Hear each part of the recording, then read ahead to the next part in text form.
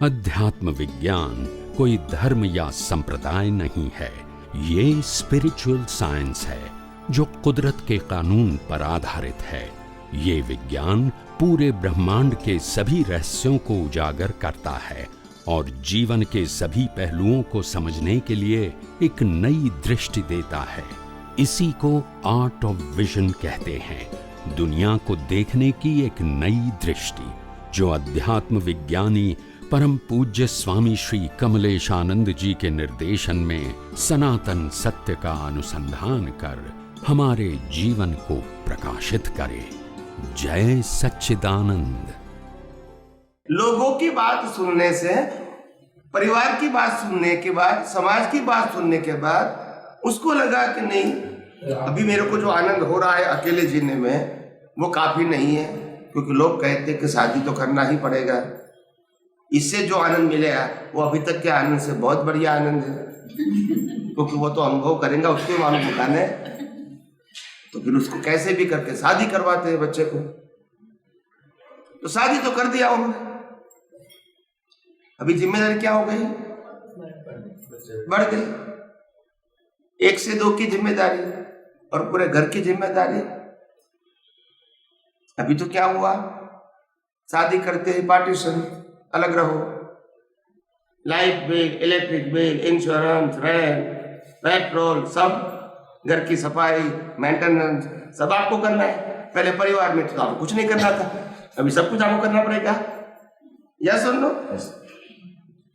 देखो, तो सुख के लिए हम वास्तव में सुख की अनुभूति करते हैं कि मजदूरी करते हैं? मजदूरी। और मजदूरी को हम हैप्पीनेस मानते हैं। फिर 2 बच्चे हो गए तो 4 की जिम्मेदारी, दोनों परिवार की जिम्मेदारी, समाज की जिम्मेदारी, पड़ोसी की जिम्मेदारी, फ्रेंड्स की जिम्मेदारी।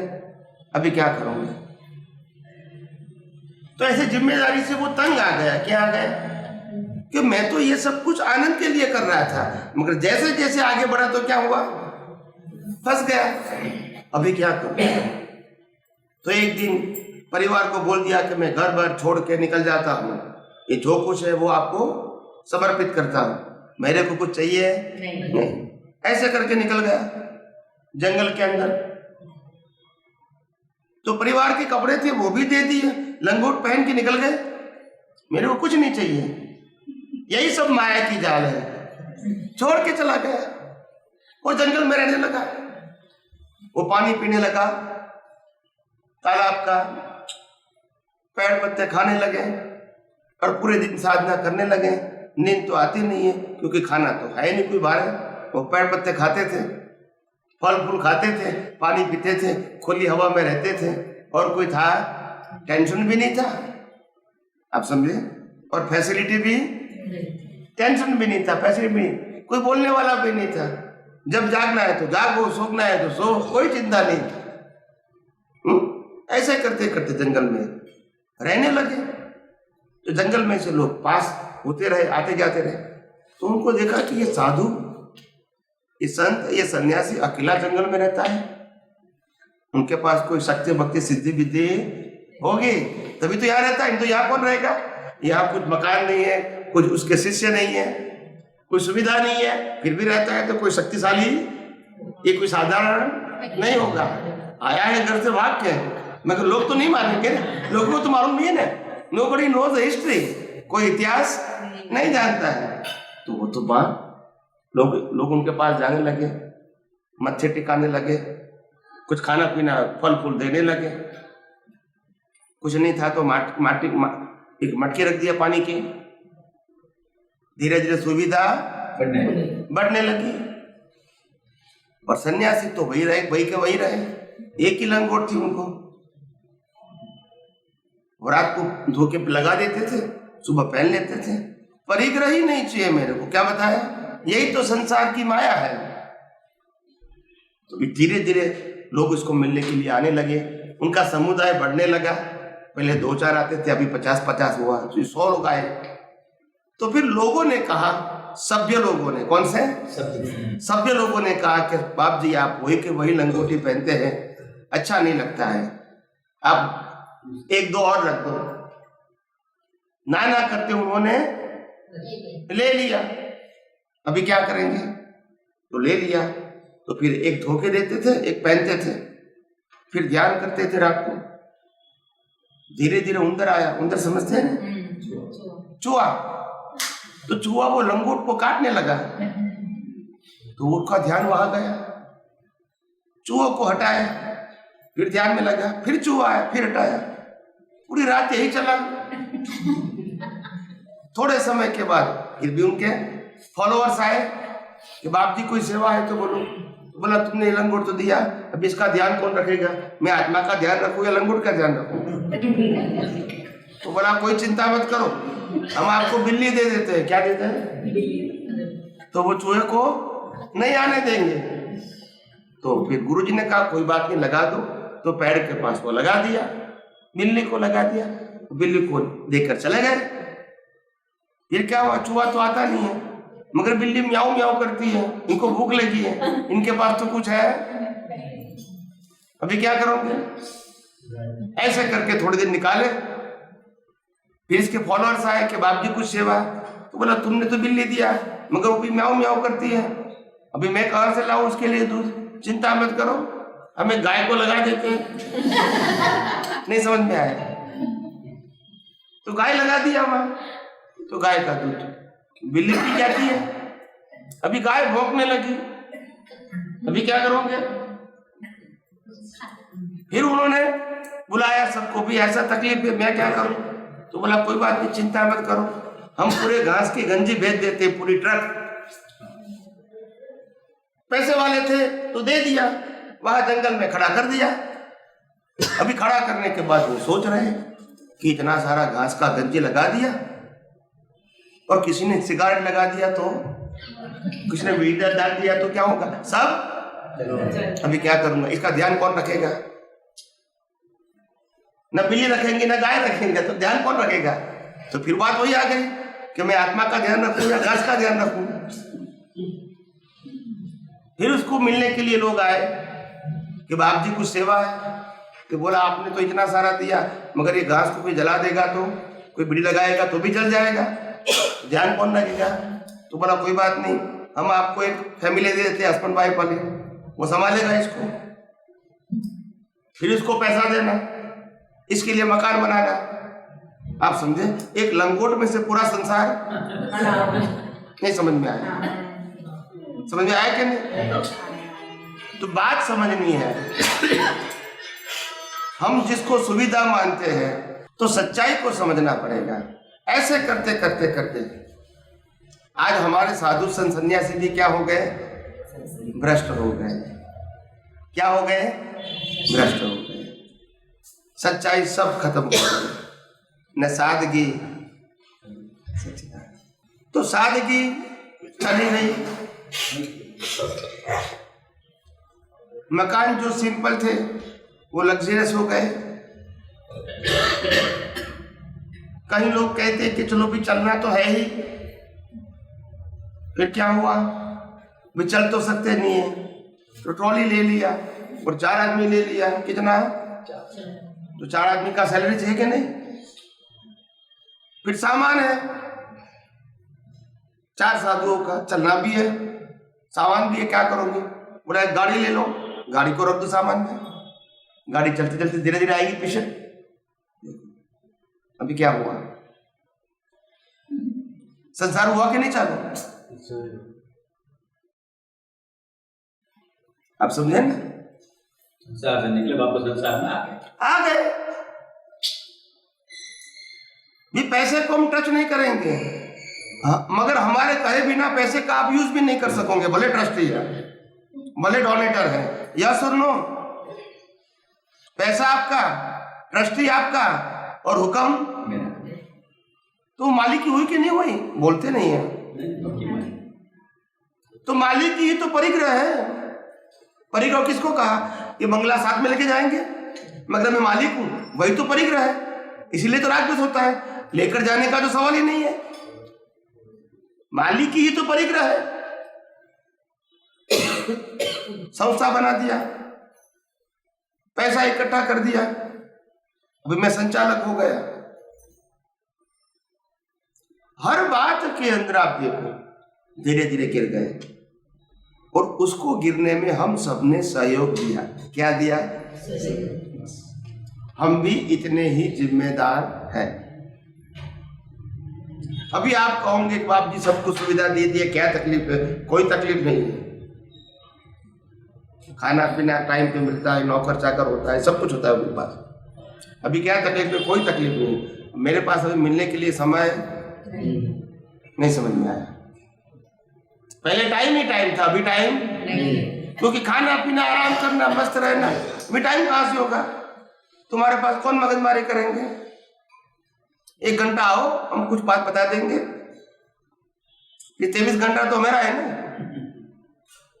अब समझे कि नहीं? ये चलता है। साधना का मार्ग खत्म हो गया। क्या हो गया? जब से संस्था, मंदिरों, ये बड़ा बड़ा फंक्शन करना, उसके अंदर दिमाग लगा दिया, पूरी साल उसमें चला जाता है। अगर हमने मंदिर बनाना है 25 करोड़ का, तो प्रोजेक्ट करना पड़ता है 5 साल से। कहाँ से आएंगे, कैसे आएंगे, कहाँ से लाएंगे, किसके पास से लाएंगे, लाने के बाद किसके पास से रखेंगे, ये सब कुछ टेंशन होता है। किसको? हेड ऑफ द पर्सन को। अगर जिसको दिया है वापस नहीं देगा तो ऐसा भी होता है। तो बैंक तो है नहीं, कोई व्यक्ति को ही देना पड़ेगा ना। कैश है, क्या करोगे? कितना टेंशन। अभी वो साधना करेगा या ये करेगा? बोलिए। फिर तुम कहोगे बाप जी हमको शिक्षा दो, कौन सी देंगे? यही देंगे। मंदिर कैसे बढ़िया का बढ़िया बनाना है वो शिक्षा देंगे, संस्था कैसे बढ़िया बनाना है वो शिक्षा देंगे, बड़े बड़े फंक्शन कैसे करना है वो शिक्षा देंगे, क्योंकि उसी में पक्के हो गए ना। अभी आप कहोगे आत्मा की बात करो, बोला आत्मा को छोड़ दो ना, ये करो, खाओ पियो मस्त रहो, हम भी रहे तुम भी रहो। फिर क्या होगा?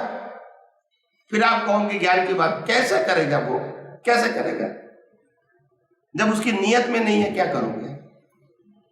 तो ऐसा हो गया है हर जगह, बिजनेस बिजनेस बिजनेस। आध्यात्म में, मुक्ति के मार्ग में, वितरागों के मार्ग में किसी को इंटरेस्ट नहीं। बड़े बड़े साधु संत सन्यासी होते हैं, इसको अगर मिलना है तो उसके पास टाइम। आप कहोगे मैं तो साधारण आदमी हूँ और आपका दर्शन करना चाहता हूँ 5-10 मिनट के लिए, मैं आऊँ? तो उनका असिस्टेंट ही बोल दिया नहीं भाई टाइम नहीं है उनके पास, बड़े फंक्शन है उसमें आना, अभी पर्सनल वो नहीं मिलते हैं। फिर दूसरा आपका फ्रेंड है, उसको फोन करवाओ कि भाई हम मिलने के लिए आ रहे हैं। बोला क्यों मिलने के लिए आया? बोला 10 लाख रुपया का चेक देना है। तो बोला तुरंत आ जाओ। टाइम ही टाइम है। नहीं समझ में आया? नहीं समझ में आया?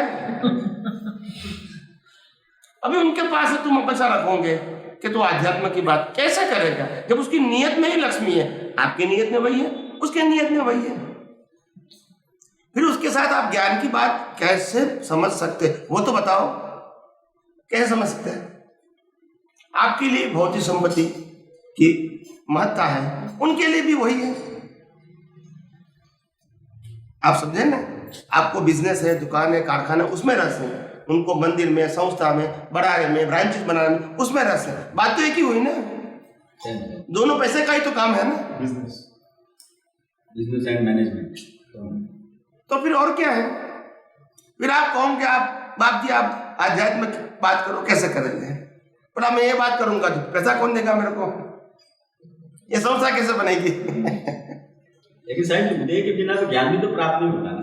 उदय के बिना ज्ञान प्राप्त नहीं होता है, वो आपकी बात सही है, मगर नियत तो होनी चाहिए ना। तो पहले से होगी तो ही काम आएगा। तो नियत ही नहीं है।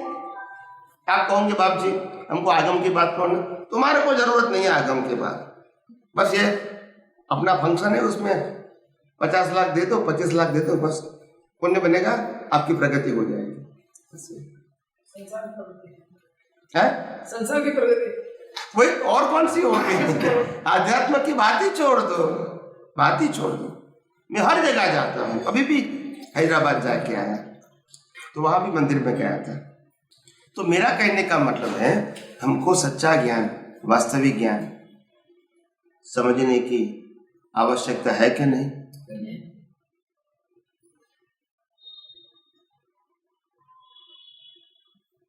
तो हमारे जीवन में सबसे पहली बात ये समझो,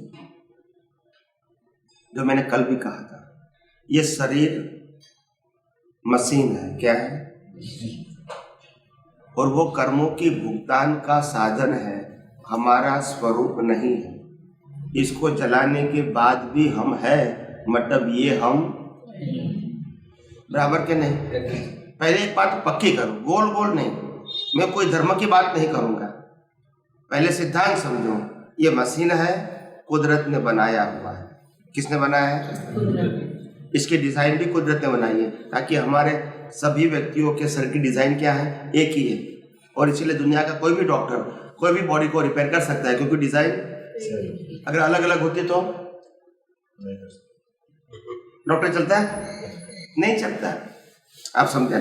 सबकी डिजाइन, ईस्ट और वेस्ट जाओ, एशिया में कहीं भी जाओ, सबके बॉडी की डिजाइन एक ही, सेम सिस्टम, क्योंकि कुदरत ने बनाई है। अगर इंसान बनाता तो इक्वल होती है? नहीं होती। तो nature made, design nature made. इसके अलावा ये जो डिजाइन तो सॉफ्टवेयर हो गई, ये हार्डवेयर है। तो हार्डवेयर जो बना हुआ है वो भी पंच महाभूतों से बना है। या सुनो, पृथ्वी, पानी, वायु, अग्नि और ये किसका है? ये किसका है? कुदरत का है। डिजाइन भी कुदरत की, ये हार्डवेयर भी कुदरत का है। इसके अलावा अगर ये हार्डवेयर को 100 साल तक जीवित रखना है तो हवा, पानी, खुराक भी कौन देगा? बोलते नहीं, वो भी कुदरत देगा। इसको 100 साल तक जीवित रखा, हवा, पानी, खुराक देखे। क्यों रखा? कर्मों के भुगतान के लिए। तो भुगतान के संजोग कौन देंगे? भुगतान के, पाप और पुण्य के भुगतान के संजोग कौन देंगे? बोलिए, आप समझे? लास्ट में श्वास बंदी कौन करेंगे? तो हमारे पास ये शरीर का कंट्रोल कोई भी लेवल, कोई भी एंगल से है, वो बताओ। श्वास भी हम अपनी मर्जी से चालू बंद नहीं कर सकते।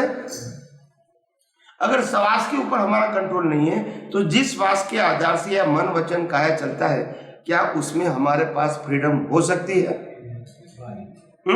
सवाल ही नहीं। फिर भी मानता है, मैं सोचता हूं, मैं बोलता हूं, मैंने किया, आपने बोला, आपने किया। शरीर मेरा नहीं है, मगर संपत्ति तो मेरी है। बोलते नहीं है। शरीर मेरा नहीं है, मगर संपत्ति कैसे हो सकती है।